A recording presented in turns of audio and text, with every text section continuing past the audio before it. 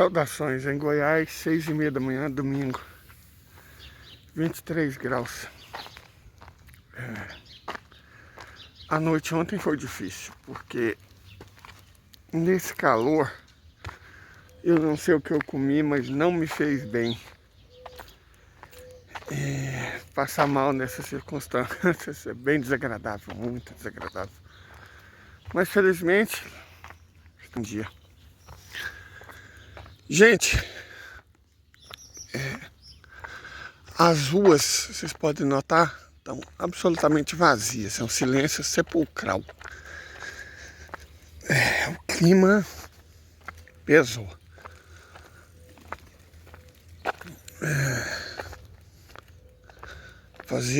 Bom, eu tô nesse planeta há mais de 40 anos, né? E a gente acaba entendendo essa cidade. Teve uma vez, faz muitos anos, em que eles assassinaram o então prefeito. Alguém assassinou o então prefeito. E aí, eu me lembro que no dia seguinte ficou mais ou menos igual tá aqui.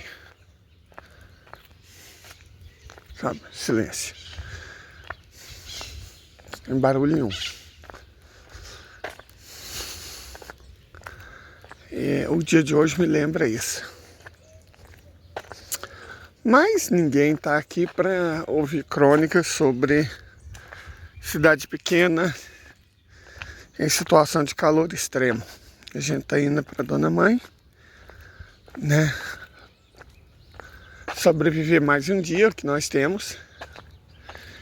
E enquanto isso, como ontem eu só fui dormir tarde, eu tive tempo para ler, para refletir. E eu fiquei pensando em algumas conversas que eu tive com pessoas mais inteligentes do que eu. Isso é importante porque a gente tem acesso a novas maneiras de enxergar o mundo e de visualizar os problemas, certo?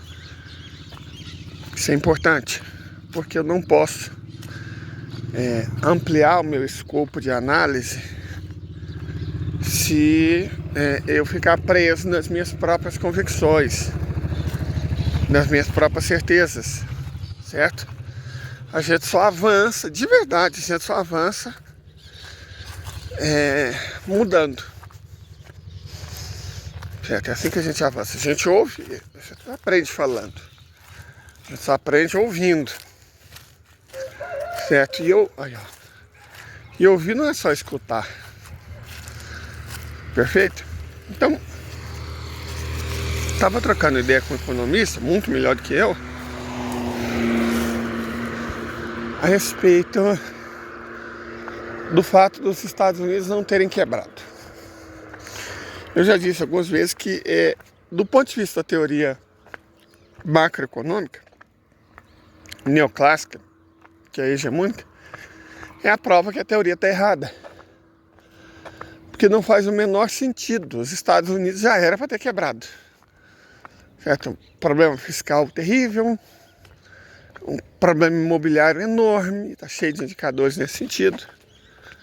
Nós temos a questão da dívida, que é estratosférica, tanto interna quanto externa, está absurda.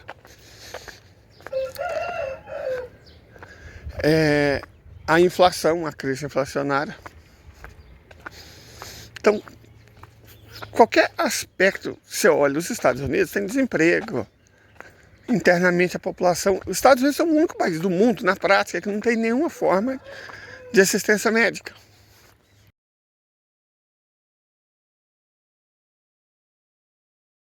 This story begins December 1st at 5 p.m. with a phone call to our newsroom from a horrified University Hospital employee claiming security had just wheeled a woman all the way out to the corner of Hancock and Ali, just off hospital property, dumped the elderly woman out of the wheelchair on the sidewalk, and left. Minutes later, we shot video of her, still in a soiled hospital gown and slippers, breathing hard under a blanket placed over her in 36-degree weather.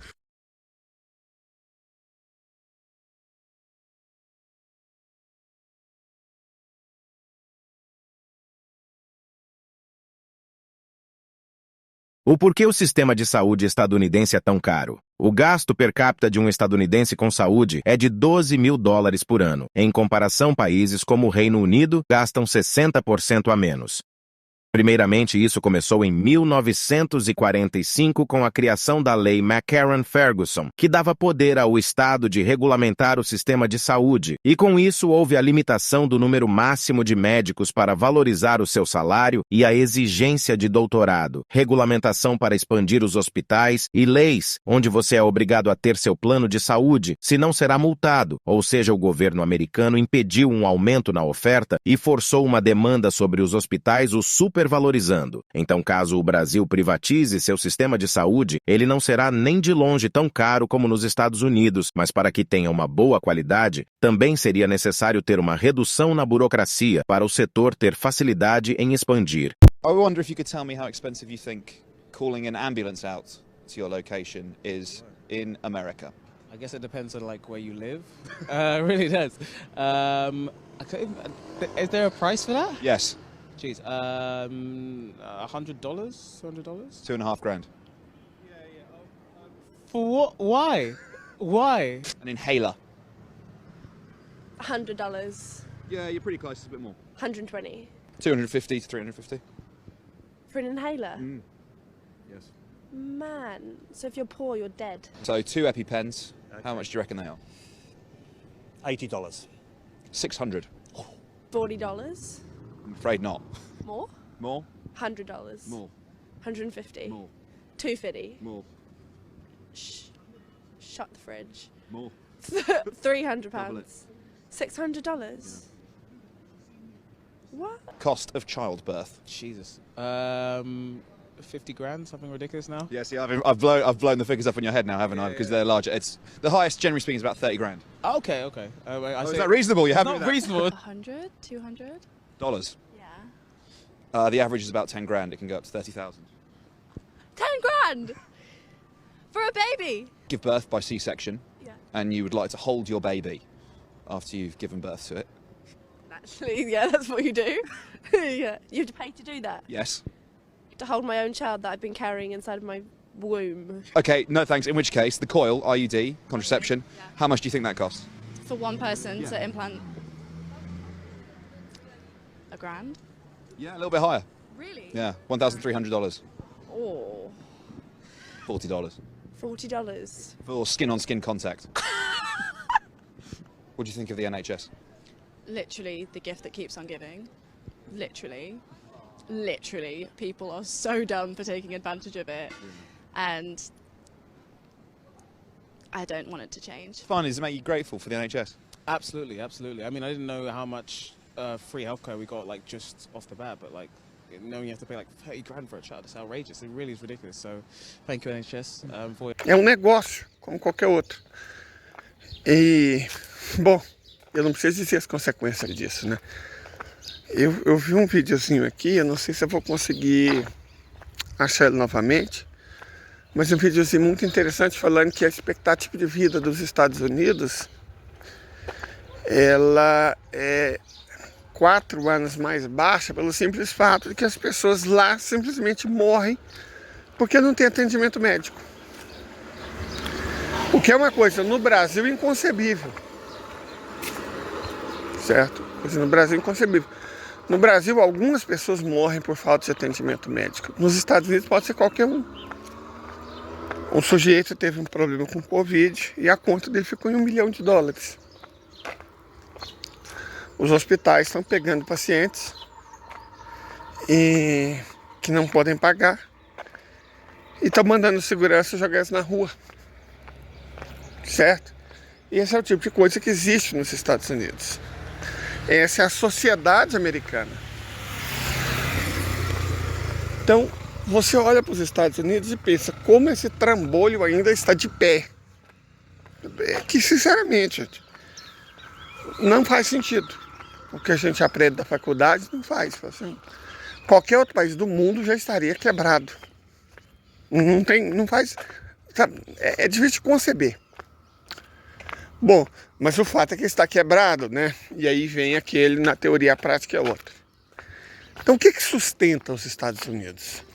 Aí foi a pergunta que eu comecei a me fazer. O que sustenta os Estados Unidos da América? Como eles ainda estão de pé? Certo? O que sustenta? Olha, a única explicação razoável é que o dólar é a moeda de reserva. O que sustenta os Estados Unidos é a capacidade que eles têm de imprimir dinheiro, imprimir. E as pessoas simplesmente acreditarem que aquilo vale alguma coisa. Certo? É isso. Não fosse esse privilégio, os Estados Unidos já teriam quebrado. Então, todas as outras coisas, crise imobiliária, crise inflacionária, crise da dívida, crise da balança de pagamentos, tudo é suportado pelo fato de que o dólar pode ser impresso aparentemente à vontade pelos Estados Unidos da América. Então, a desdolarização, nesse sentido, seria a maior ameaça que os Estados Unidos sofrem. Porque o que é a desdolarização? Os países deixarem de usar o dólar nas suas transações comerciais. Substitui por outras moedas. Ou negociam com suas próprias moedas.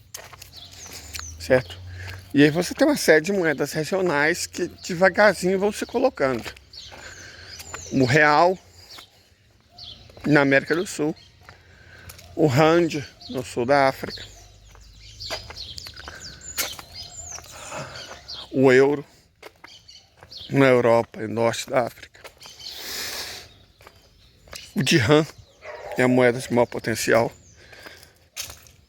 no Oriente Médio, a rúpia indiana no sul da Ásia, a rúpia indonésia no sudeste da Ásia, o rublo na Ásia Central, o renminbi no mundo. Emergem novas moedas. E elas vão se tornando cada vez mais fortes. Países buscam ativamente fortalecer suas moedas. No caso da Indonésia e da Índia, isso é especialmente muito claro. Esses países estão investindo pesado em mudar o status da moeda deles de local para pelo menos regional. Então isso é desdolarização. Vai chegar um momento em que aí, né, os Estados Unidos simplesmente vão perder o direito de comprar o mundo. Porque em algum momento, e eu prevejo isso para o Oriente Médio, a Arábia Saudita e os Emirados Árabes Unidos são os dois países que mais têm essa capacidade. Na China também tem. Mas ou serão árabes ou serão chineses em algum momento. Simplesmente não vão mais aceitar dólar. Quando isso acontecer, não estou falando se, então, quando isso acontecer, aí os Estados Unidos, eles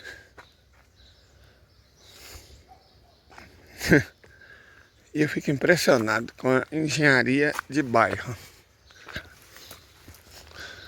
Aí os Estados Unidos, quando isso acontecer, vão sucumbir finalmente. Certo? Aí eles não têm mais como segurar a barra. Já era. Ok. Então, toda a economia mundial, porque aí não são só os Estados Unidos. Veja o Brasil, por exemplo. É claro, nós temos uma aberração no comando do Banco Central, que é o Roberto Campos Neto. Mas essa é outra discussão. O fato é que nós temos 250 bilhões de dólares em títulos da dívida pública americana, T-bonds. Quer dizer que nossas reservas estão sustentadas por uma moeda que está numa situação altamente periclitante. E isso é perigosíssimo, porque nós podemos perder tudo. Certo? O Brasil há muito já deveria ter usado o próprio ouro O Brasil produz muito ouro. Acumulado quantidades enormes de ouro. Outras moedas já deveria estar substituindo pelo menos 1/3 das reservas por renminbi. Certo? E aí por outras moedas mesmo, por rand, dirham, que é uma moeda lastreada em ouro, a moeda dos Emirados Árabes Unidos. Rublo, sabe? Comprar título da dívida pública russa, sul-africana, saudita, árabe, chinesa, indonésia, indiana, ouro e diversificar nossas reservas, porque vai dar ruim. Não é que o Roberto Campos Neto seja um imbecil, não. O problema dele é outro. Ele sabe o que está acontecendo, ele só não se importa. Ele só foi colocado pelo Bolsonaro para fazer exatamente o que ele está fazendo. Essa que é a questão. Então, o nosso problema no Brasil hoje, ontem eu insinuei, hoje eu vou ser explícito. O Brasil não está numa situação econômica de médio prazo boa. Certo? Se você parar para perguntar para os seus conhecidos, ou se você mesmo for um empresário, coisa parecida, empresária, você vai ver que o movimento está caindo.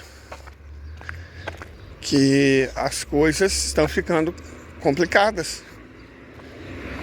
Mas o PIB cresceu, sim, mas cresceu é período pretérito, passado. Ele não está crescendo. Para o futuro nós temos problemas, porque a política do Roberto Campos Neto, ele diminuiu 0,5 ponto percentual a taxa de juros. Não adiantou nada. Continua sendo a mais alta do mundo. Ele propositadamente está destruindo a nossa economia. Propositadamente. Ele está destruindo a nossa economia. Aí você pensa, o agronegócio que o Brasil sustenta também não está numa situação muito boa. Os produtores de milho que o digam. Procura um produtor de milho.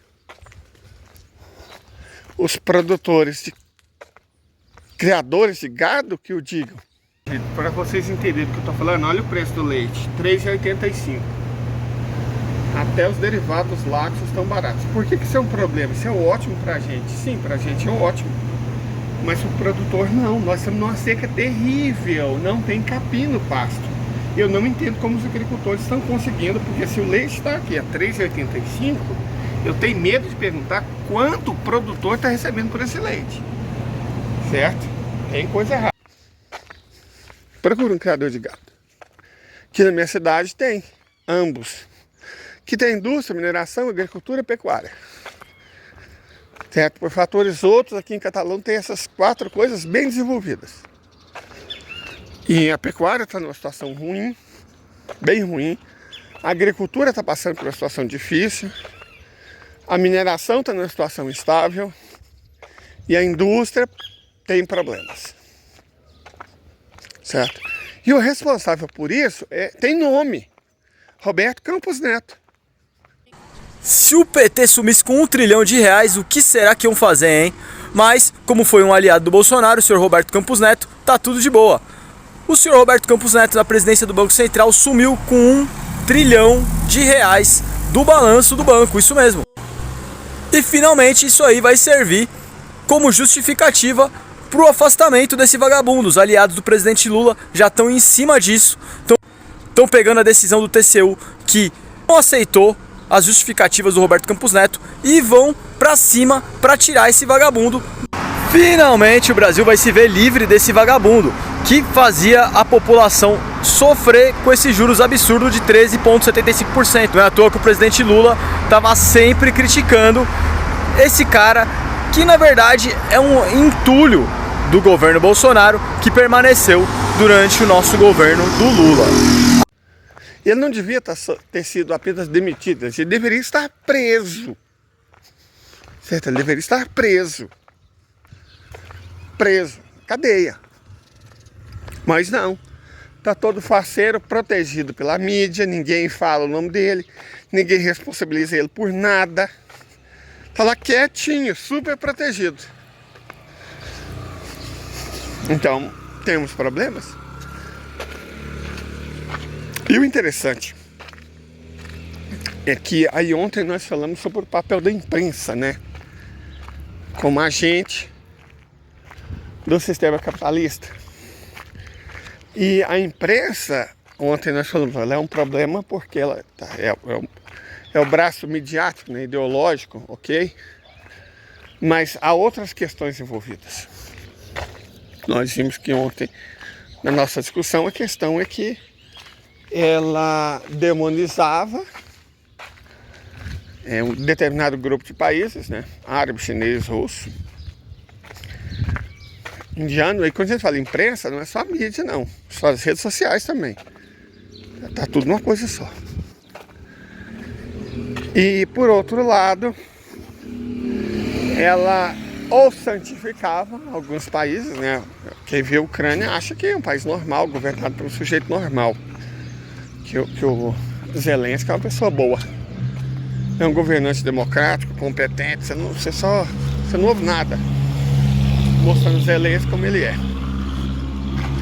Ou simplesmente escondia.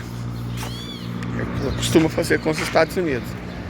Você não ouve notícia, você não vê notícia do que anda de fato acontecendo nos Estados Unidos, você não vê, cara. Não tem. Ela tem um papel importantíssimo. E nesse caso do Brasil, ela também tem. Porque é impressionante como ela normaliza o que o Roberto Campos Neto e o Banco Central Brasileiro vem fazendo. Certo? Não é só dizer que o agro sustenta o Brasil, sustentar essa tese, quando é o contrário. É o Brasil que sustenta o agro, que leva o agro nas costas, às custas do nosso desenvolvimento, do aumento do desemprego, da desigualdade. É toda a discussão, que a mídia simplesmente, em absoluto, não faz. Não é que ela não critica, ela não faz a discussão. Não existe. E aí, é como se o Brasil fosse um país de 210 milhões de cegos andando à beira de um penhasco.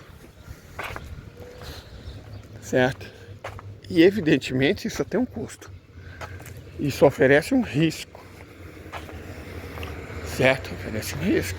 Isso é perigoso para a economia, para a sociedade. E a mídia caladinha. Quando se a coisa estourar, eles vão colocar no colo do Lula. Não no do Roberto Campos Neto. Vão colocar no colo do Lula essa bomba. Então eu vim preocupado. Você pensa, eu comecei pensando no motivo dos Estados Unidos ainda estarem de pé, que é o fato da economia mundial ser dolarizada. E aí, ontem eu fiquei refletindo por que a economia mundial é dolarizada ainda. Claro, os Estados Unidos controlam uma série de instituições. Os Estados Unidos construíram toda uma institucionalidade que normalizou isso. A economia mundial não seria dolarizada até hoje se não houvesse a FMI, se não houvesse o Banco Mundial, se não houvesse BIS, se não houvesse a OMC. Então, os Estados Unidos, eles foram criando instituições e essas instituições foram normalizando as coisas em favor da dominância dos Estados Unidos. Essa institucionalidade inclui a ONU, gente, sério, não dá para levar a ONU a sério. Perfeito? A ONU já está equipada pelos Estados Unidos. Até o COI, Comitê Olímpico Internacional, FIFA, tudo isso. Sabe, se você vê essas instituições todas trabalhando para os Estados Unidos, para a narrativa dos Estados Unidos a respeito do mundo e para o dólar. Correto? Essas coisas estão acontecendo. E, bom, mais do que mentir sobre elas, que está ficando difícil, porque você já tem uma capacidade de debate, além do que eles possam sustentar, o que a gente percebe é que se está silenciando sobre os problemas do mundo. Veja aquilo ali, ó. Aquilo é um problema. Nós já estamos indo para a segunda semana de temperaturas superiores a 35 graus na sombra aqui nessa região de Goiás, onde é muito raro a temperatura chegar aos 30. Muito raro. É uma coisa que todo mundo está sentindo. Isso aí não dá para disfarçar. A gente vai passando nos mercadinhos e as pessoas estão comentando. A coisa está complicada. E, incrivelmente, eu acho isso extraordinário, que até agora a culpa que eu vi foi colocada no agronegócio. Impressionante, eu tô no... né? Eu moro de frente a um bairro chamado Três Cruzes. Aí depois em outro bairro chamado Santa Terezinha. E aí esse bairro aqui, Vereda dos Buritis. Vereda dos Buritis é um bairro de classe média baixa. Santa Terezinha, talvez. Mas o Três Cruzes não. Não chega a ser uma quebrada como é a minha, mas está próximo disso. Então são pessoas comuns, de modo geral. E elas já correlacionam o que nós estamos passando com o agronegócio, desmatamento principalmente. As pessoas não são burras. As pessoas não são burras. Quer dizer, algumas são. Os bolsonaristas, por exemplo, são os imbecis. Os que não são mau caráter. Ah, você não pode falar isso. Claro que eu posso, gente. Sério. Nós estamos em 2023. Se até hoje a pessoa não percebeu algumas coisas, ela é burra, ela tem problema de caráter. Você não precisa ficar usando a mão cheia de dedos para falar de algumas coisas, não. Se alguém ainda é bolsonarista, ou já foi fanatizado, ou é burro, ou é mau caráter. Não tem uma quarta opção, é uma dessas três. Peraí, deixa eu comprar pão pro bando. Estamos aqui na nossa caminhada surreal pela cidade vazia. Falar porque é domingo. Não, não é porque é domingo não, como eu disse. Moro aqui há muitos anos. Meu irmão, por obrigação, coitado, obrigação médica, ele teve que ir no centro da cidade. Ele falou que lá não tinha ninguém, não tinha uma alma. Tá. A mudança climática, o planeta já não está aquecendo, o planeta está torrando, está esturricando. Depois eu ainda vou ter que voltar, porque minha mãe quer comer mafufo. A gente ainda precisa de cheiro verde, repolho e couve. Os outros ingredientes eu já estou levando.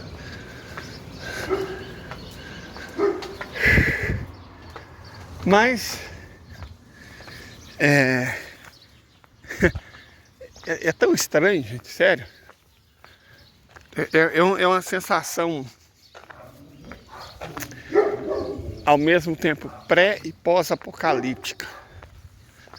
Como se, no fundo, todo mundo soubesse que alguma coisa muito errada está acontecendo e uma coisa pior está para acontecer. Sabe, eu recomendo muito vocês lerem um livro de Camus, dois, na verdade, que ilustram bem essa mistura de sensações. A peste, que é alguma coisa errada acontecendo, né? A peste, uma coisa errada acontecendo. E, na verdade, o outro livro é do Sartre. Eu nem sou fã do Sartre, mas A Náusea é um livro muito interessante. Então, é essa mistura de sensações descritas por franceses dos anos 1960 que descreve o que a gente está vivendo aqui agora. Esse bairro especificamente é um bairro de caminhoneiros. A quantidade de caminhoneiro que tem aqui é uma coisa fora do normal. Certo? Tem muito caminhoneiro aqui. Faz sentido porque a rodovia fica logo ali do outro lado. BR-150, né? Conecta São Paulo a Brasília. E aí eu acho que, né, por uma série de questões, os caminhoneiros vieram mudar pra cá. Tem muito. Vocês sempre devem estar vendo um caminhão estacionado. Porque sempre tem. É um bairro, né? Claro, tem. Esse é o carro desse bolsonarista aqui, é o que mais me chama a atenção. Peraí, deixa eu mostrar pra vocês tirar a placa, né? Esse aqui, ó. Tem o famoso, né? Brasil acima de tudo, Deus, Brasil acima de tudo, Deus acima de todos. E a tua inveja é o sucesso do meu trabalho. Esse carro deve estar parado aqui há anos. Não sei quem inveja isso não. Mas ilustra bem aquilo que eu falei do bolsonarista, né? Que os que ainda são é porque tem déficit cognitivo. Ou déficit moral. Ou simplesmente estão vivendo uma realidade paralela. Perder contato com a realidade. Isso ilustra, gente, essa questão do bolsonarismo, ilustra o problema que eu estou falando, o problema que nós temos. Que é quando a imprensa se cala sobre os problemas, quando a imprensa silencia o debate, é pior do que quando ela falseia o debate. Se o debate acontecer, fatalmente algumas pessoas, e o número razoável delas tende a crescer, vão chegar na raiz dos problemas. Mas quando o debate simplesmente não acontece, que é o que a imprensa faz, o que as redes sociais fazem, cara, essa preocupação tinha parece uma branca, né? Uma branca aí, famosa, que foi tornada famosa por um investimento milionário na indústria do entretenimento. Ela chifrou, foi chifrada e parece que foi chorar num programa de televisão. Isso parou a mídia por uns 2 dias. Esse tipo de coisa, cara. Quer dizer, o que eu sei dessa FIA é que ela é racista. Ela é uma branca racista. De competência duvidosa. Certo? É o que eu sei dela. Mas o debate é porque ela chorou porque tomou um chifre, coisa parecida. Ah, por favor, sério, isso. Então, isso é silenciar o debate. E isso é perigoso. Porque todos nós acabamos nos tornando bolsonaristas sem querer. Não bolsonarista no sentido que a gente é burro, odeia, né? Não. Bolsonarista no sentido que a gente pode estar vivendo uma realidade paralela, só que não é a realidade paralela, é a realidade oficial. Uma realidade oficial que silencia o debate e nega o conhecimento. E aí a gente que está falando, tem alguma coisa errada, as coisas estão complicadas no mundo, a gente é que fica parecendo maluco, certo? Nesse vídeo aqui, eu fiz questão, ainda não editei, claro, mas já estou colocando como se eu tivesse feito, porque é o que eu pretendo, colocar um punhado de vídeos sustentando as coisas que eu estou dizendo, certo? Porque a impressão, e minha mãe me chamou a atenção para isso uma vez, dá a impressão que o maluco é você. Você está falando de coisas que ninguém está vendo. Sim! E é isso que é importante. Por que ninguém está vendo? Ora, porque não está sendo mostrado, porque o debate está sendo silenciado, ele não está sendo feito. Ninguém fala do Roberto Campos Neto. Ninguém fala do que está acontecendo na Eurásia, né? Rússia, Azerbaijão, Armênia, a entidade sionista. Ninguém fala sobre os problemas terríveis dos Estados Unidos. Ninguém fala sobre as questões colocadas pela desdolarização. Ninguém fala sobre a resposta chinesa, que está ficando cada vez mais dura e vai impactar cada vez mais todo mundo. Certo? Que a China também está perdendo a paciência. Os árabes, eles não perdem a paciência. Eles agem nas sombras. Certo? Os árabes têm um método deles. Não é à toa que as civilizações que surgiram junto com eles, acádios, amoritas, cassitas, babilônios, desapareceram. Mas eles continuam. Olha aquele povo todo que está no Velho Testamento. Filisteus, jebuseus, jeromeus. Qual o único que ainda existe? Além dos hebreus. Os nabateus. O que são nabateus? Árabes. Certo? Árabes. Você tem referência explícita a árabes lá. Então o único daqueles povos, além dos hebreus, que existem, são os árabes. Os árabes existem, e claro, os iranianos, né, os persas.